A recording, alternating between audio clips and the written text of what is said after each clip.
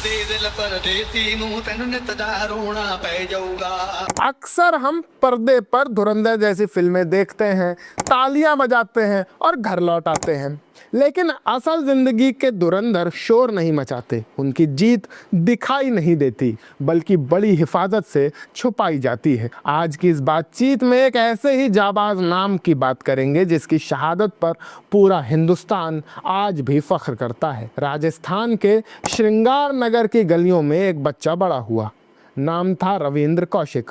पढ़ने में ज़हीन और मिजाज से बेहद संजीदा रविंद्र को कॉलेज के दिनों में एक्टिंग का शौक लगा। इसी शौक ने उनकी ज़बान को वो धार दी कि जब साल 1973 में दिल्ली के नेशनल थिएटर कंपटीशन में उन्होंने एक जासूस का किरदार निभाया तो पूरा ऑडिटोरियम तालियों से गूंज उठा। लेकिन उस भीड़ में कुछ ऐसी आंखें भी थीं जो रविंद्र के भीतर एक असली सिपाही को तलाश रही थीं। ये लोग देश की खुफिया एजेंसी रॉ से ताल्लुक़ रखते थे।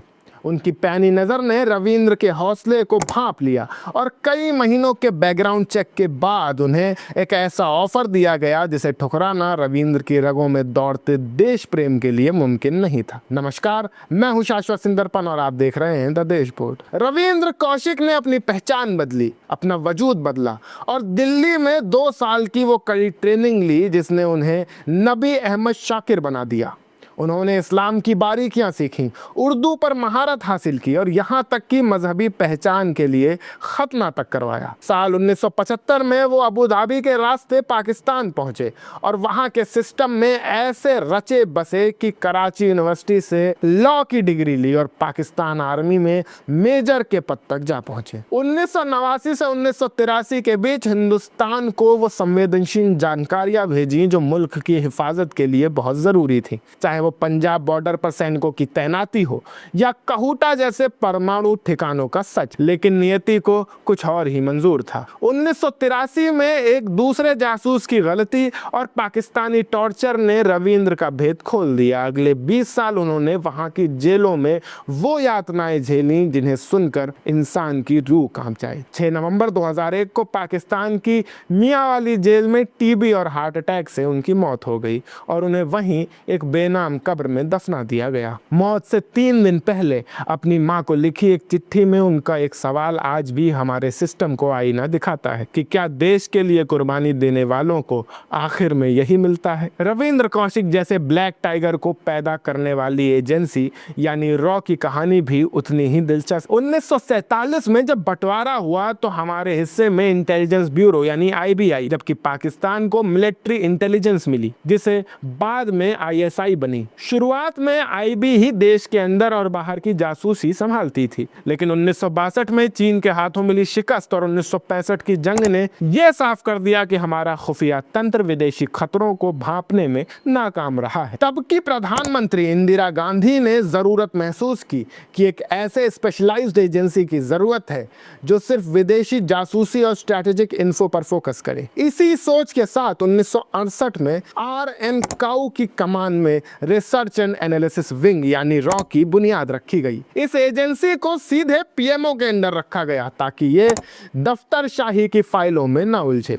आज रॉ की ताकत का अंदाजा लगाना मुश्किल है क्योंकि इसके असली नंबर्स और बजट कभी पब्लिक नहीं किए जाते। एक अनुमान के मुताबिक इसमें करीब 8 से 10 हजार एजेंट काम करते हैं और इसका ढांचा बेहद पेचीदा और मजबूत है। रॉ का चीफ सीधे प्रधानमंत्री को रिपोर्ट करता है। इसके अंदर एडिशनल डायरेक्टर से लेकर ज्वाइंट सेक्रेटरी तक का एक पूरा चैनल है जो अलग अलग देशों की डेस्क संभालते हैं।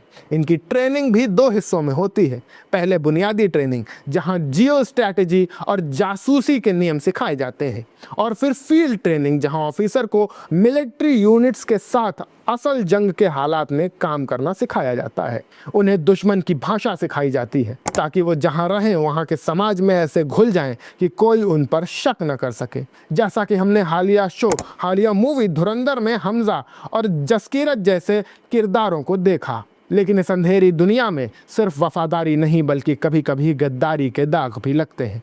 रॉ के इतिहास में रवीन सिंह जैसे गद्दारों की भी कहानी है, जिसने चंद पैसों के लिए देश के राज अमेरिकी खुफिया एजेंसी CIA को बेच। रवीन सिंह बाहर से एक नेक इंसान और अपनी बेटी को गीता पढ़ाने वाले पिता दिखते थे, लेकिन अंदर से वो दोहरी जिंदगी जी रहे थे। हालांकि गद्दारों का अंजाम हमेशा बुरा होता है और रवीन की मौत भी एक गुमनाम सड़क हादसे में हुई। आखिर में बात वही है कि खुफिया दुनिया की जीत कभी अखबारों की सुर्खियां नहीं बनती। धुरंधर में हमजा का अपने परिवार से न मिल पाना उसी कड़वी हकीकत का हिस्सा है जो एक जासूस की जिंदगी का मुकद्दर बन जाती है। मिशन तो पूरा हो जाता है पर पहचान हमेशा के लिए कहीं गुम हो जाती है। आपको क्या लगता है, क्या एक जासूस की शहादत को वो सम्मान मिल पाता है जिसका वो हकदार है? अपनी राय हमें कमेंट सेक्शन में ज़रूर बताएं। अगर आपको ये वीडियो पसंद आई हो तो वीडियो को लाइक करें, अपने दोस्तों के साथ शेयर करें और हमारे और अपने चैनल द देश बोर्ड को सब्सक्राइब करना ना भूलें। मैं शाश्वत सिंह दर्पण, आप देख रहे थे द देश बोर्ड। आप सबका बहुत बहुत शुक्रिया।